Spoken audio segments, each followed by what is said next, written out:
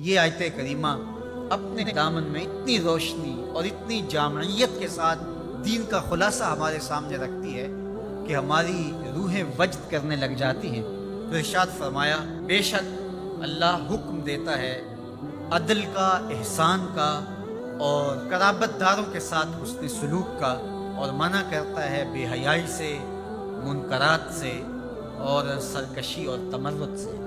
اور یہ اس لیے فرما رہا ہے کہ تم نصیحت پکڑو تاکہ تمہارے سینے ہدایت کے نور سے روشن ہو اور منور ہو۔ حضرت حسن بصری رضی اللہ تعالی عنہ فرماتے ہیں کہ اس آیت کریمہ میں اللہ نے کسی بھی امر خیر کو چھوڑا نہیں ہے، ساری خیر اس کا خلاصہ بطور حکم ہمیں ارشاد فرما دیا، اور پھر فرمایا کہ اللہ تعالیٰ جل شانہ نے کسی برائی کو نہیں چھوڑا جس سے ہمیں منع نہ کر دیا۔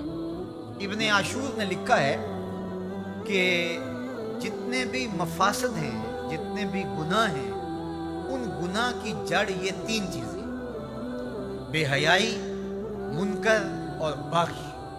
اور ان تین چیزوں سے منع کر کے گویا سارا راستہ بند کر دیا گیا گناہ کا اور برائی کا، اور تین چیزوں کا حکم دے کر کے خیر کے سارے راستے کھول دیے گئے۔ تو اسی ایک آیت کریمہ پہ اگر عمل نصیب ہو جائے تو پورے دین کی لطافتیں اور برکتیں نصیب ہونا شروع ہو جائیں۔ تو تین چیزوں کا حکم دیا کرنے کا: ان اللہ یامر بالعدل، بے شک اللہ عدل کا حکم دیتا ہے، انصاف کا حکم دیتا ہے۔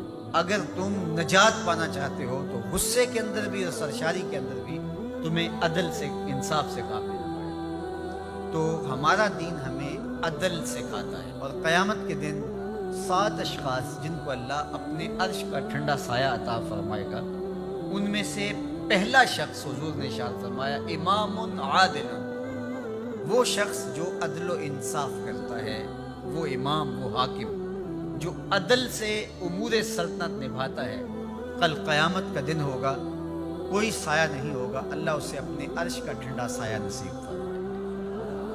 روایت میں آتا ہے کہ قیامت کے دن جو بادشاہ ہوں گے، حکمران ہوں گے، ان کے ہاتھوں میں ہتھ کڑیاں ہوں گی، اور ان کو یوں میدان حشر میں لایا جائے گا۔ اگر انہوں نے عدل کیا ہوگا تو وہ ہتھ کڑیاں ٹوٹ جائیں گی اور انہیں جنت بھیج دیا جائے گا، اور اگر انہوں نے عدل و انصاف نہیں کیا ہوگا تو ان ہتھ کڑیوں کے ساتھ ان کو جہنم میں دھکیل دیا جائے گا۔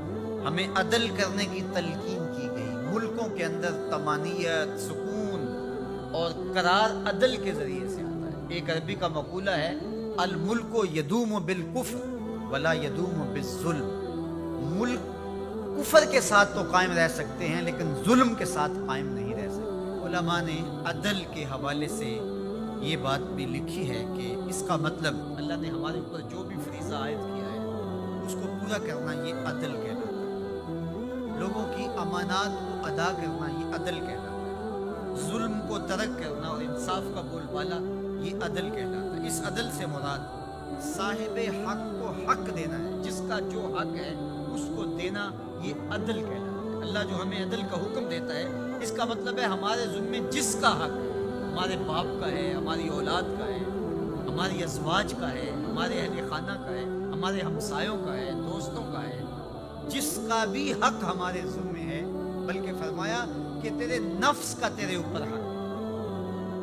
حدیث طویل ہے کہ حضور علیہ السلام نے فرمایا ان لربک علیک حقا، تیرے رب کا تیرے اوپر حق ہے، ولنفسک علیک حقا، اور تیرے نفس کا تیرے اوپر حق ہے، ولأہلک علیک حقا، اور تیرے اہل کا تیرے اوپر حق ہے، اور ایک حدیث میں لفظ ہے ولزوجک علیک حقا، اور تیری بیوی کا تیرے اوپر حق ہے، فآت کل ذی حق حقا، ہر صاحب حق کو انہیں حق ادا کرنا ہوگا۔ تو جس کا ہمارے ذمے حق ہے، جب ہم وہ ادا کرنے لگ جائیں گے تو یہ عدل قائم ہوگا، اور عدل قائم ہوگا تو معاشرہ پرسکون